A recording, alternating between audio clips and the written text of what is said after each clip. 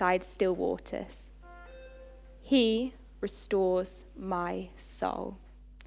He leads me on paths of righteousness for his name's sake.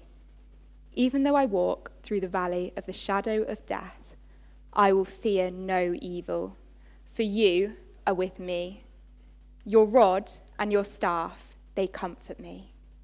You prepare a table before me in the presence of my enemies.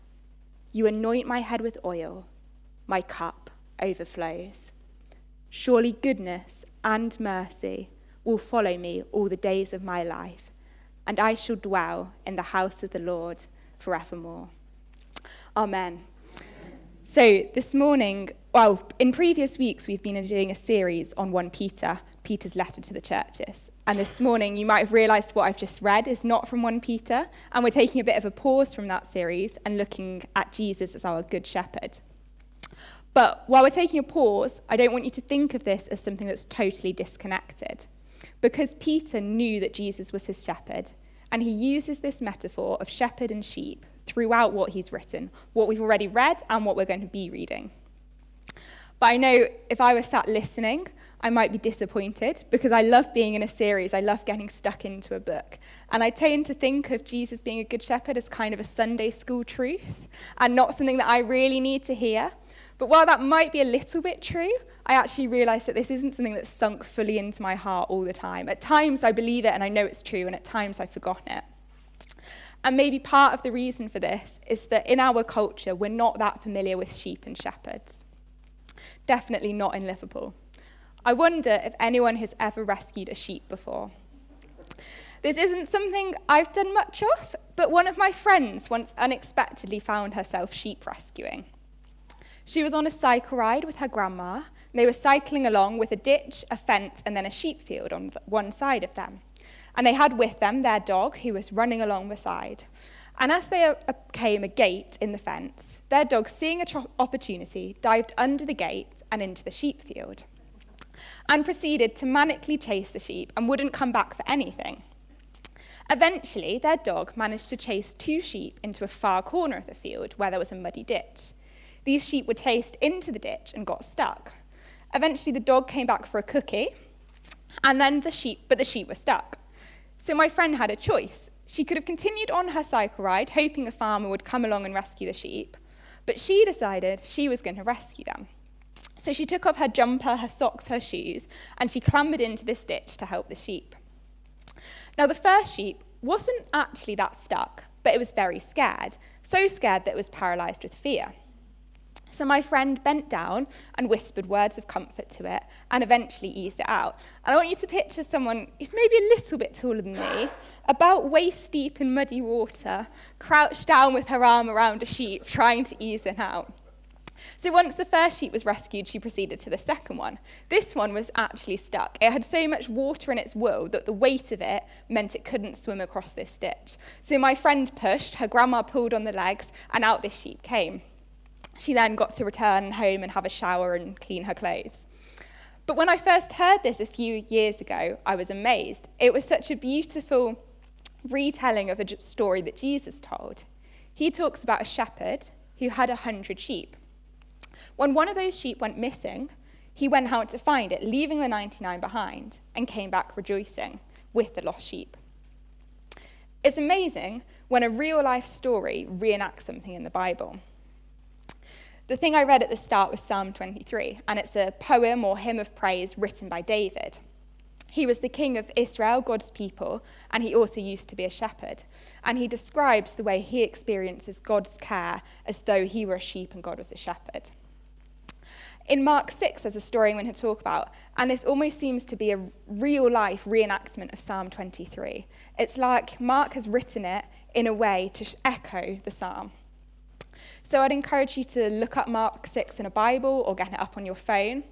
And there will be some bits up on the screen to help you follow along, but I'm not going to read it all. I'll just tell it in my word. So, Jesus and his disciples have been busy teaching, and they are wanting some time to rest. They set sail across the Sea of Galilee to find a quiet place. And at the same time as they do this, a huge crowd follows them round the lake, so that when they arrive, instead of peace and quiet, there's this crowd there. Now, Jesus could have told the crowd to go away so that he could sleep or rest or whatever he wanted to do. But instead, he had compassion on them. And verse 34 tells us why. It says, "He had compassion on them because they were like sheep without a shepherd." Jesus sees these people, he sees that they're like sheep without a shepherd, and he steps into that shepherd role for them. He teaches them they're right where they are. Now, as he teaches them, it gets later and later in the day, and the disciples realize that these people are hungry and these people don't have any food. So they come up with a solution. They tell Jesus, "You need to tell these people to go away and buy food." They see the problem and they do come up with a solution, but the solution is for the people to fend for themselves. Jesus, however, is in the mentality of shepherding these people, and he says, "No, that's not what we're going to do. We're going to feed them." The disciples are like, "With what food? We've got 5 loaves and 2 fish. How are we doing that?" But Jesus seems completely unbothered by the limited food supply. He tells the people to sit down in groups on the green grass. The green grass might sound a little bit familiar. In Psalm 23, we read that the shepherd leads the sheep to lie down on the green pastures. And this green grass starts to sound even more familiar when we realise that the green grass of Mark 6 is right next to the Sea of Galilee, and the green pastures of Psalm 23 are next to the still waters. So in the midst of this area, Jesus proceeds to thank God for the food, and then feed 5,000 people, 5,000 men and women and children as extras to the 5,000. And all of them ate and had enough to eat. In the words of Psalm 23, he prepares a table before them. But this isn't the only banquet we read about in Mark 6. There's another banquet just before this story. In this banquet, it's King Herod who is having the banquet, and he is having a birthday party to celebrate. And he has invited all the rich, the popular, the generals, the nobles to his great feast. And at this feast, there was fine food, and there was music, and there was dancing. And one of the dancers was the daughter of someone called Herodias. Now, Herodias was married to King Herod, but she was also the wife of his brother. And John the Baptist, Jesus' relative who proclaimed Jesus' coming, had said to Herod that it was unlawful for him to be married to Herodias. And so she had a grudge on John the Baptist, and John the Baptist was in prison. Now, at this banquet, Herodias' daughter is dancing for Herod, and he likes what he sees. And he says to her, "I need to give you a gift. I'll give you anything, up to half my kingdom. I'll give it to you." And so she goes to her mother and says, "What should I ask for?" And her mother says, "Ask for John the Baptist's head on a plate." And so she does. She goes to Herod and she asks, "Bring me John the Baptist's head on a platter." And so in the midst of Herod's birthday party, exactly that happens. John the Baptist is executed and his head is brought out on a platter. It's a stark contrast between the feast of Jesus. In Psalm 23, we read, "He prepares a table before me in the presence of my enemies." There are 2 banquets in Mark 6, and one of them, Jesus' enemies are present, and in one of them, he feeds the people. After they'd finished eating, it says that all the people were satisfied. And then it came to collect up the leftovers, and there were 12 whole baskets full. Jesus could have calculated exactly what each person needed, given just the right amount of food, and then when it came to collecting leftovers, nothing was there. But no, there's 12 basketful. It made me think of student lunches, where you have seconds and you have thirds, and it's like, "Oh, go on, just finish up the food. You're a student, you need it." But with the 12 baskets full, nobody is finishing all that food. There is more than enough. There's an abundant overflow. This is what Psalm 23 and Mark 6 are both about, God's abundant provision. Psalm 23 says, "My cup overflows." You can almost imagine someone stood with a wine glass, the host pouring it in, and it's overflowing out. Stop, stop, stop, I've got too much. But this is about God's abundance. We see it early on in Psalm 23 too.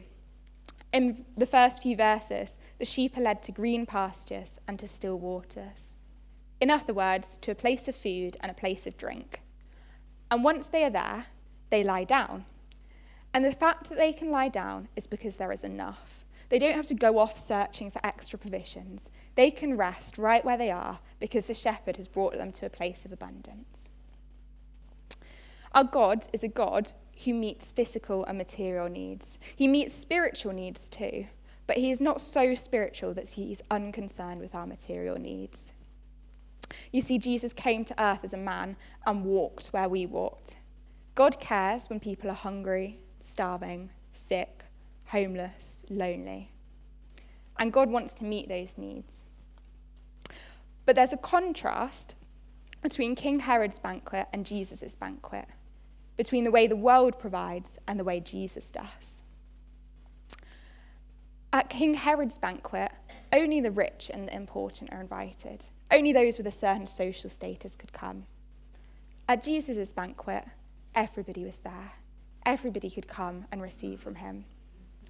At King Herod's banquet, I'm sure it was fine dining. It was put on for a king.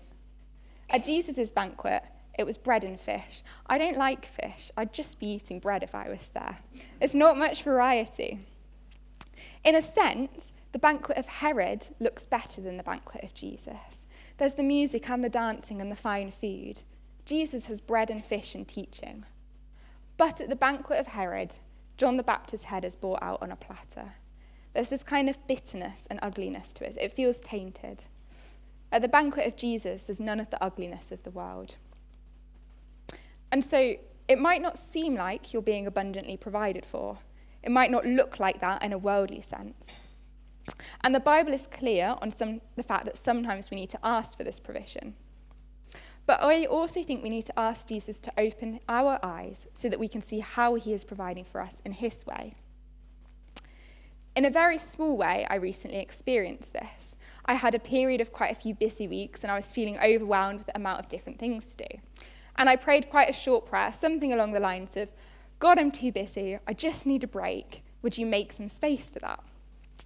And on paper, my calendar looked exactly the same. Nothing changed. But then I went away for a weekend that I knew would be fun and exciting, but that also I thought might be a little bit tiring. And as we went on this weekend, we went for a walk by a river. And on our way back, we paddled. And I decided, actually, I was going to go for a swim, despite not having swimming costume or clothes. So I went for my swim, and I got out on the bank, and I lay in the sunshine to try and dry off. And as I lay there was this tiny moment of peace. And it felt like God was saying, this is the answer to your prayer. And I lay there, and I realized that I was lying on green grass next to the river, and just thought, he leads me beside he makes me lie down in green pastures. He leads me beside still waters. So we certainly need to ask Jesus to meet our needs, but we also need to keep our eyes open to see how he is meeting them. David, who wrote the psalm, knew that life wouldn't always look good. It wouldn't always look like the banquet of King Herod or feasting or abundance. He talks about walking through the valley of the shadow of death.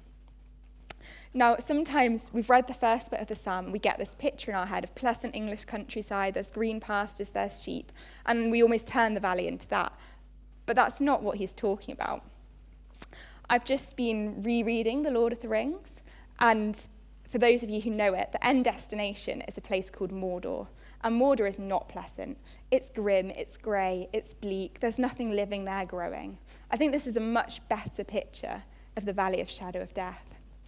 And actually, as I'm reading these books, I'm in earlier books, and I'm enjoying what's happening, but I know that Mordor is coming, and I'm dreading the fact that I know it was coming. I just want the happy ending. But that's not the way that things are. We sometimes walk through the valley of the shadow of death. But, as David says, God is with us. And then he says, your rod and your staff, they comfort me. Now, a shepherd's staff, it doesn't necessarily sound that comforting, and we have to look at it a little bit at what it is to understand why. I've been quite lucky. I have had a shepherd's crook as a permanent fixture in my living room growing up. There's a photo of it. This was my dad's 18th birthday present. Not quite sure why, but that's what he's wanted, that's what he's got. Now, a shepherd's crook did a few different things. First of all, it was a tool for fighting. As David well knew, a shepherd would use his staff to get rid of bears or lions or wolf to protect his sheep. And David knew that a good shepherd would die for his sheep. And Jesus too says this. He says, "The good shepherd lays down his life for his sheep." And he claims that title as his own. He claims to be the good shepherd, and then he does exactly that. He lays down his life for us. And so the staff is a way of protecting the sheep, but it's also a way of rescuing them. You'll notice it's got a curved hook on the end, and my dad used to playfully demonstrate this with me and my sister, that if a sheep ever wandered off path, caught in a bramble or on a cliff, then a shepherd could use his hook and hook them back in. We were safe when he was playing this with us. Hook them back in with a leg or round the neck to pull them back safe. And Jesus does this. He's our rescuer. And there might be a few reasons that people need rescuing. It might be that there are people who are not part of the flock of Jesus yet. Like the people in Mark 6 that Jesus has compassion on because they were like sheep without a shepherd. There might be people who are not part of that flock, and they know that they need a shepherd's protection and care for them. In 1 Peter 2, verse 25, it says, "For you are straying like sheep, but have now returned to the shepherd and overseer of your souls." And Peter's quoting a bit of Isaiah here when he says this. Isaiah says that all like sheep have gone astray. And he's acknowledging that all humans are like sheep without a shepherd until Jesus brings them into their flock. And if you feel that that is you, then the solution is really, really simple. Jesus wants to bring you into his flock, and you just have to accept that and let yourself come under his shepherd care. But it might be that you can be part of the flock and still need rescue. Iona talked beautifully about prodigals earlier on. It might be that you've wandered off course, that you've got stuck somewhere. And despite Jesus and despite the Holy Spirit, we humans still get ourselves stuck into messy situations. And I want to return to talking a bit about my friend and the sheep that she rescued. And the first thing I want you to notice is that the two sheep that got stuck were the two sheep that were isolated from the flock. The dog had managed to separate them. And the devil, he wants us to be separated from the rest of God's people. In 1 Peter 5, verse 8, it says, "The devil prowls around like a roaring lion, seeking someone to devour." And so, yes, we are in Jesus' care as a shepherd, but we are also part of his flock. And so I want to encourage you today to be part of his flock, to be part of his church. And I want to look at the two individual sheep. First of all, there's the sheep who needed help swimming. The sheep that had water in the wool that was so heavy that it could not move. And maybe you feel like you have things that are so heavy on you this morning that you cannot move. That might be the weight of sin. That might be the weight of situations that you can't solve. But the good news is that the shepherd gets into the water and helps the sheep out, helps to lift that weight off them. It's not on you to solve that alone. Or it might be that you're like the first sheep that was so scared it couldn't move. You're not actually that stuck, but fear has got you stuck where you are. Fear and anxiety have trapped you. And I want to encourage you to turn to trust Jesus. And I want to ask a question. Is there a way out for you that you're too scared to take? Jesus gives you boldness. He comes and he helps. But sometimes God gets us to participate in our own rescue. God provides things that we have to do.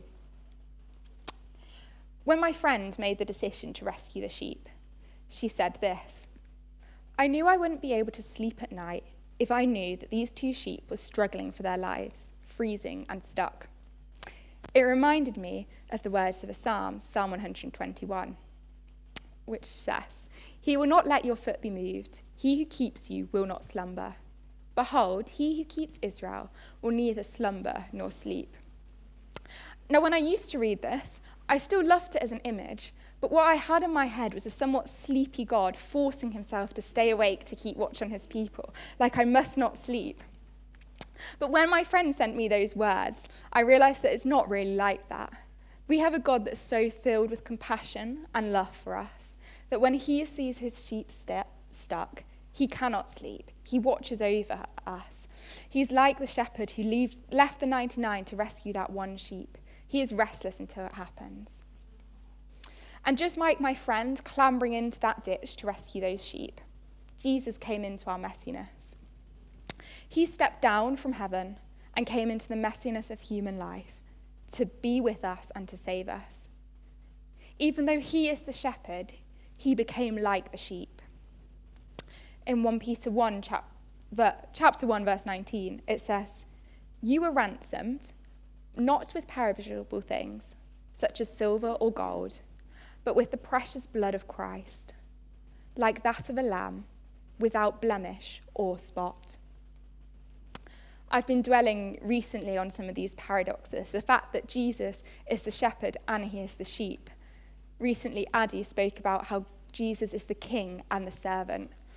And there's a beautiful line in a song Iona has written, "The high priest and the sacrifice." And it's amazing that Jesus is king. He deserves to be worshipped as king. He's deserving of our honour and glory and praise. And yet he chose to be a servant. And Jesus is the true high priest. He's the one who mediates between God and man. And yet he became the sacrifice. And Jesus is the good shepherd. He's the one who leads us. He's the one who comforts us, protects us, rescues us, directs us. And yet he became like a lamb. He became a sheep and he died for us.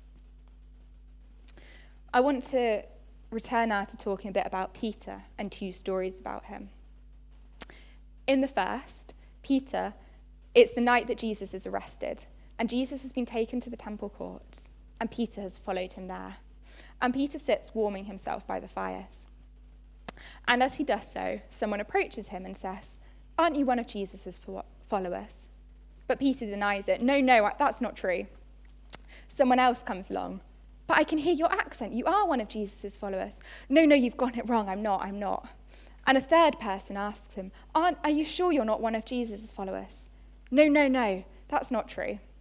And then something strange happens. A cockerel crows. And Peter goes away and weeps bitterly. And the reason it makes him weep is because earlier that evening, he'd declared his love for Jesus, and Jesus had said, "Peter, by the time the cock crows, you'll have denied knowing me 3 times. Peter says, "That could never be me." But then it is. How many times do we look at someone else's mess or someone else's sin and say, no, that could never be me, and then find ourselves there in that situation? But this isn't the end of the story for Peter. Jesus dies, Jesus is resurrected, and after this, Peter and him meet again many times. On one of these times, Peter and some of the other disciples are out fishing on a lake. And they haven't caught anything. Jesus from the shore shouts out, "Try the other side." So they put out the net over the other side, and they bring back an abundant catch of the fish. It feels a bit like the abundant provision of feeding the 5,000. Peter, recognizing that it's Jesus, jumps in and swims across to see him. And there, sat by another fire, Jesus makes a breakfast of fish for his disciples. He eats with them, he cares for them, and then he takes Peter aside. And he says to Peter, "Peter, do you love me?" And Peter's response is, "Yes, Lord, you know that I love you." And Jesus responds to this with an instruction, "Feed my sheep." A second time, Jesus says, "Peter, do you love me?" "Yes, Lord, you know that I love you." And Jesus says, "Look after my sheep." And then a third time, Jesus says, "Peter, do you love me?" And Peter says, "Yes, you know that I love you." And Jesus says, "Feed my sheep." It's like these 3 times of Peter declaring his love for Jesus are the undoing of the 3 times of Peter denying him. In that moment, Jesus the shepherd seems to take his shepherd's crook, yank Peter out of the mess he's in, and then he places the crook in Peter's hand and says, "Now go and be a shepherd." And throughout the Bible, Peter's not the only person that God uses as a shepherd. King David is another one of them who shepherds God's people. And next week, we'll hear about how Peter instructs the elders to be shepherds of sheep. But the thing is, even though Peter is made into a shepherd, he is still a sheep. His identity, first of all, is not as a shepherd, but as a sheep under Jesus. How many times do we try and make ourselves shepherds without remembering that we are sheep unto Jesus first? If you look at Psalm 23, it is mostly a psalm which is about what a shepherd does. He makes the sheep lie down, he leads them, he protects them, He restores souls. He comforts. He guides. He prepares a table. He anoints. It's the shepherd that does all of this. But in the middle of the psalm, there are some declarations that David makes, some things that he does. In response to the abundant provision of the shepherd, David says, I shall not want. In other words, there's nothing that I need. In response to the protection and rescue that the shepherd offers, David says, I will fear no evil. And in response to his future security, which we know is because of Jesus becoming like a sheep and dying for us, David says, I shall dwell in the house of the Lord forever. In saying all these things, it is as though David the king is placing himself under the shepherd's care. He is acknowledging the provision, the protection, the rescue that his Lord gives him. And it may be that at times in David's life, these things didn't look like they were true, but he declares them to be true because he knows God's provision. I'm going to read Psalm 23 again. And as I read it, I want to invite you to close your eyes if you want to sit, just to sit where you are and to examine your hearts and to see if there is something that you need from God today or that stands out from you. The Lord is my shepherd. I shall not want. He makes me lie down in green pastures. He leads me beside still waters. He restores my soul. He leads me on paths of righteousness for his name's sake. Even though I walk through the valley of the shadow of death, I will fear no evil, for you are with me. Your rod and your staff, they comfort me. You prepare a table before me in the presence of my enemies. You anoint my head with oil, my cup overflows. Surely goodness and mercy will follow me all the days of my life, and I shall dwell in the house of the Lord forevermore. Amen. It might be that parts of that don't feel true this morning. It might be that you are fearful, or you don't know God's provision, or that you are scared of death. But even if parts don't feel true, we know that they are true. In a moment, we're going to sing this psalm, so I'd like to invite the band up. But before we sing it, I want to invite you to declare it with me. So I'd like to invite you to stand, and the words will be up on the screen. And I'd like you to say with me the words of Psalm 23.